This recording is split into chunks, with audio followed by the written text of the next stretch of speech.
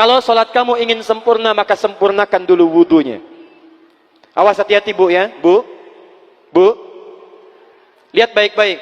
Kata para ahli hadis, kenapa Nabi mengajarkan wudu dulu? Padahal orang ini yang salahnya sholatnya. Kenapa wudunya yang diajarkan? Kata para ahli hadis, ini menunjukkan ada kaitan antara wudu dengan sholat. Kalau orang benar wudunya, pasti benar sholatnya. Kalau orang wudunya salah, akan berdampak pada tidak sempurna sholatnya. Silahkan ibu cek, anak ibu wudunya seperti flash, cepat, kilat. Secepat kilat, itu pasti menunjukkan sholatnya bermasalah. Nah sekarang bagaimana Nabi menunjukkan wudu yang benar? Yuk kita lihat pelan-pelan. Buka Quran surah kelima ayat ke-6, paling kiri sebelah atas. Ayo lihat sini, lihat. Kata Nabi, kalau sholatnya ingin sempurna dimulai dari wudu. Ya ayyuhalladzina amanu, kalimat wudu dibuka dengan kalimat iman. Idza qumtum ilas shalah, kalau kamu ingin sempurna dalam menunaikan salat, faghsilu wujuhakum, maka mulai dengan menyempurnakan wudu. Lihat baik-baik, saya tidak bermaksud mengajarkan, hanya mengulang kembali apa yang kita pelajari. Yang pokok dalam wudu itu ada 4. Sisanya sunnah. Awas, kalau yang 4 ini tidak sempurna, maka batal wudunya. 1, faghsilu wujuhakum, basuh wajahnya. Kalau disebutkan wajah dalam bab wudu, itu tidak ada yang lain kecuali bagian tampak muka. Gitu ya.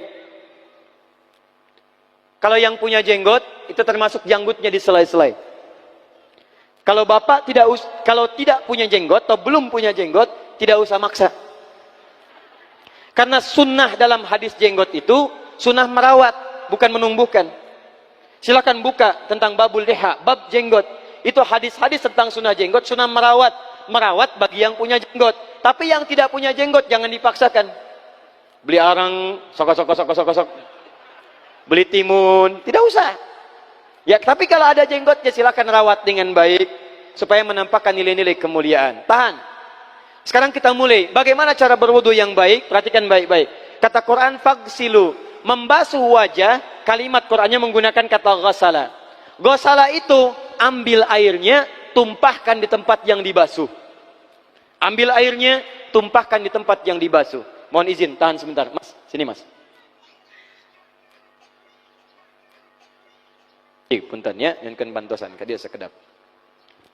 Sifat wudu cuma ada 3. 1, pakai keran. 2, pakai gayung. 3, air yang mengalir. Ya, seperti di sungai ada air mengalir itu nggak ada masalah. Tapi kalau menggunakan gayung atau semisalnya, Nabi itu diriwayatkan dalam hadis itu sangat menghemat air. Bahkan pernah beliau kemudian berwudu, kalau kita kemudian hitung itu hanya sejumlah pak, seaqua gelas pak, cukup. Atau yang kedua menggunakan keran ya. Kalau sekarang kita ada keran, contoh ini kerannya. Ya. Kerannya agak tinggi sedikit. Nah. Dan kita sesuaikan.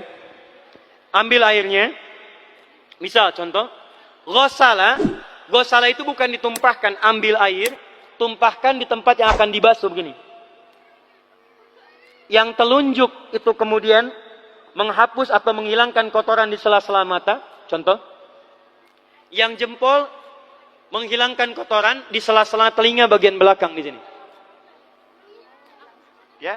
Jadi kalau misalnya saya mulai ambil airnya, kemudian saya tumpahkan di sini, yang telunjuk membersihkan di jari-jari di sini, di sela-sela mata. Yang jempol kemudian membersihkan di sela-sela di bawah telinga sini. Kemudian di selesai. 1. Tahan sebentar ya, ini praktek dulu sebentar. 2. Wa aidiakum ilal marafiq, ini yang sering keliru. Dan tangan sampai siku. Ingat, tangan bahasa Arabnya yadun. Tapi dalam ibadah itu selalu diberikan batas. Misal, ini kafun. Ini asabi'. Ini sampai sini ruslun. Sampai sini, Bapak Ibu sekalian, ini namanya mirfaq, zamannya marafiq. Sampai sini katif. Dari sini ke sini itu yad, tangan. Dalam bab salat, bab wudu, bab ibadah, tidak pernah Al-Quran dan hadis menyebutkan tangan kecuali diberikan batasnya. Contoh, kita saat akan takbir, Allahu Akbar. Lihat An-Nasai nomor hadis 886. Kata Nabi, fawada'a kaffahul yumna. Maka orang salat itu meletakkan telapak tangan yang kanannya alal yusra, di punggung yang kirinya. Jadi begitu takbir Allahu Akbar, yang kanan meletakkan di punggung kiri. Apa batas meletakkannya? Cuman sampai 3. 1, yang telapak ke punggung begini, jadi boleh begini. Yang kedua, pergelangan ketemu pergelangan begini. Rusgun ala rusgin. Jadi begitu takbir Allahu Akbar, ini boleh. Tapi nggak usah diukur Pak ya, jangan telat. Allah, pas cepat. Boleh nanti lebih sedikit ke sini. Yang tidak boleh, awas, ini dilarang dalam hadis. Yang tidak boleh kata Nabi, jangan engkau bersedekap seperti orang sombong. Kata para ulama bagaimana? Ketika tangannya bertemu dengan mirfaknya begini. Nah ini awas, sedekap yang dilarang, hati-hati. Kadang-kadang ada orang menes ke puncak subuh-subuh, sholatnya begini. Ya, awas nih. Cuman 3, kalau tidak begini, begini, atau begini. Dan saat mengangkat itu cepat Pak. Hadisnya cepat. Fawado'a. Fa itu di ilmu nahu harfu atfin rabitin baina syai'aini bila hudud. Huruf yang menyambungkan dua peristiwa tanpa jeda, cepat. Jadi antara mengangkat dengan meletakkan, langsung angkat Allahu Akbar. Tidak ada gerakan lain. Maaf, saya tidak bermaksud menyalahkan. Saya alhamdulillah ada koleksi 1235 kitab hadis. Saya mencari gerakan dari ngangkat ke meletakkan begini, tidak menemukan gerakan lain. Karena itu jangankan hadis-hadis yang sahih, di kitab hadis palsu pun pemalsu hadis tidak tertarik memalsukan hadis ini. Saking jelas, jadi saat mengangkat langsung begini. Kenapa saya penting terangkan?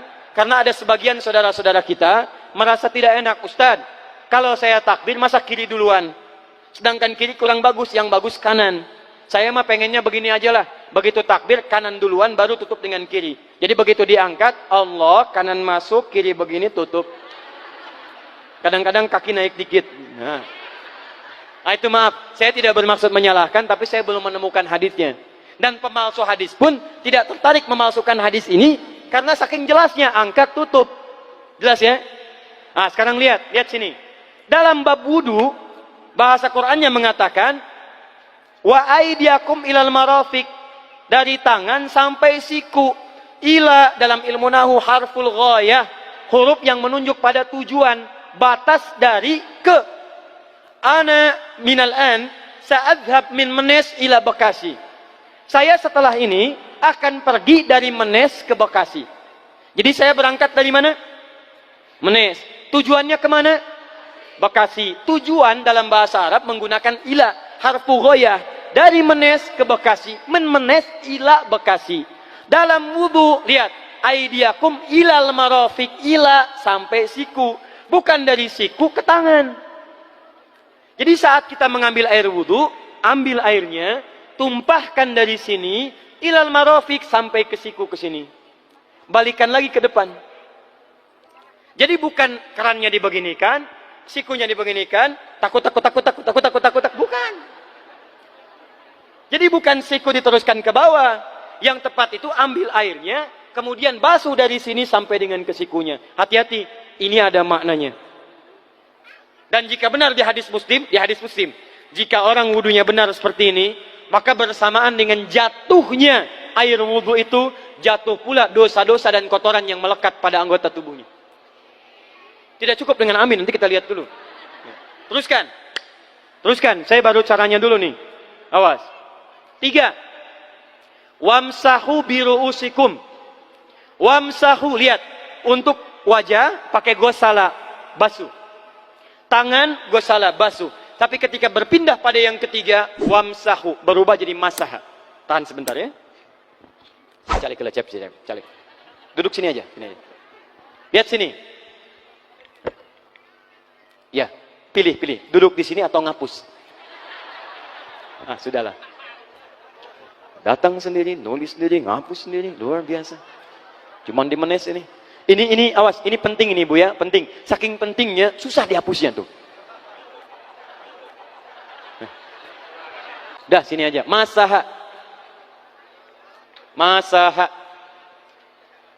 Sudah.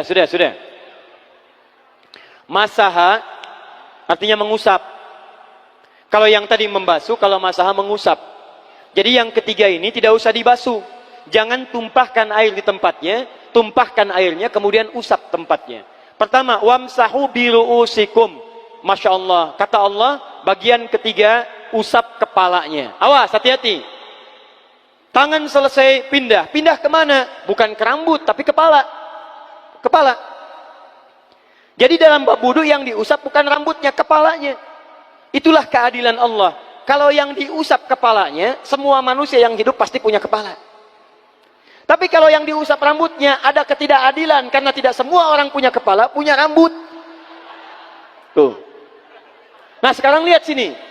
Ketika kita diminta mengusap kepala, bahasanya masaha. Masaha itu begini. Ini saya punten. Bismillah. Ini ya. Ambil airnya, tumpahkan, baru kemudian diusapkan ke kepalanya. Paham ya? Kalau yang gosala, ambil, tumpahkan di tempat yang akan dibasuh. Tapi kalau masaha, hati-hati. Ambil airnya, tumpahkan, baru diusap. Jadi bukan diambil air, tumpahkan di kepala begini. Paham? Ah, tahan sebentar. Dan ini menggunakan huruf ba, Masya Allah. Ba, lihat, wajah tidak pakai ba. Tangan tidak pakai ba. Tapi khusus untuk kepala, pakai ba. Wamsahu bi. Huruf ba dalam ilmu nahu, coba dibuka yang suka ngaji, buka kitab Bughnil Labib an Kutubil A'arib, halaman 29 sampai dengan 59. Di situ ada penjelasan karya Ibnu Hisham Al-Ansari. Ibnu Hisham Al-Ansari. Itu ada penjelasan tentang makna huruf ba. Huruf ba itu punya 14 arti dalam bahasa Arab. Ada ilsaq, ada istighraq, ada muhabah, ada ba li tab'id. Ba li tab'id dibagi dua. Tab'id ma'al hudud wa tab'id bila hudud. Nah yang ba ini, ba, kenapa pakai ba? Kata para ulama, dari huruf ba yang 14 ini, ada 3 makna yang diterapkan dalam ayat wudu. Satu, istighraq. Istighraq itu membasuh keseluruhan. Jadi kalau kita ingin wudu, ambil airnya tumpahkan, basuh keseluruhan dari depan sampai ke belakang begini. Balikan lagi. Yang kedua, at-tab'id ma'at tahdid. Sebagian tapi dengan batas. Kata Imam Asy-Syafi'i, di mana batasnya ubun-ubun? Diboleh kalau kita mau wudu, misalnya ibu tidak bisa membasuh keseluruhan. Sedang pakai kerudung misalnya, jilbab nggak bisa dibuka. Tempat wudunya terbuka. Anda tinggal ambil air wudu, kemudian tumpahkan sedikit, boleh diusapkan bagian kepala sampai ubun-ubun. Sah wudunya. 3. At-tab'id min duni tahdid. Sepanjang disebut bagian kepala. Masuk kepala nggak ada batas. Ini kepala bukan? Ini kepala? Ini kepala? Nah, jadi kalau Anda berwudu mengusap bagian kepala, itu sudah sah. Walaupun bagian tertentu diusap di kepalanya. Kapan ini dipraktikkan? Kata Imam Malik, kata Imam Abu Hanifah, ini dipraktikkan kalau seorang memiliki satu sakit di kepalanya yang tidak memungkinkan dibasuh keseluruhan. Misal, mohon maaf. Ya, ada orang misalnya, mohon maaf ya, tiba-tiba sedang jalan di kebun, tuh jatuh duren. Anak duren ya, jangan durennya yang besar. Tiba-tiba nimpa misalnya. Duren teh bahasa rangatnya kadu, Bu, ya. Kadupak, kaduhung, ya, dan seterusnya. Kadu. Nah, nimpa kepalanya, bocor misalnya. Kemudian dalam bocor itu diperban. Kata dokter tidak boleh kena air. Saat bagian kepala yang tidak boleh kena air itu, bukan berarti wudunya kemudian bisa batal atau boleh tayamum karena tidak bisa mengusap kepala. Kata para ulama, boleh dia mengusap bagian kepala yang lain yang tidak terluka. Itulah kenapa Allah memberikan huruf ba di sini untuk kemudahan bagi kita dalam menunaikan wudu. Tapi pastinya yang dibasuh kepalanya bukan rambutnya. Jadi kalau ada laki-laki sudah dandan, sisiran, rapi, tiba-tiba keran dibuka, yang diusap cuma rambutnya, ulak. Nah, itu batal wudunya. Tidak sah. Harus diulang. Terakhir kaki. Kaki dibasuh sampai dengan bagian mata kakinya, dan ini tidak perlu saya terangkan karena mudah bagi kita untuk mempraktekannya. Tapi yang ingin saya jelaskan satu ini saja. Perhatikan baik-baik. Yang 4 ini wajib wudu. Tambahannya sunnah. Niat dimasukkan dalam wajibnya. Lihat sini. Kumur-kumur sunnah. Telinga sunnah. Istinsyak sunnah. Yang 4 ini wajib. Tapi terlepas dari wajib dan sunnahnya, perhatikan baik-baik. Kenapa ini disebut dengan wudu? Dan hebatnya Al-Quran mengistilahkannya dengan toharah. Toharah. Apa itu toharah? Apa itu suci? Toharah. Apa itu toharah? Suci. Apa itu suci? Toharah.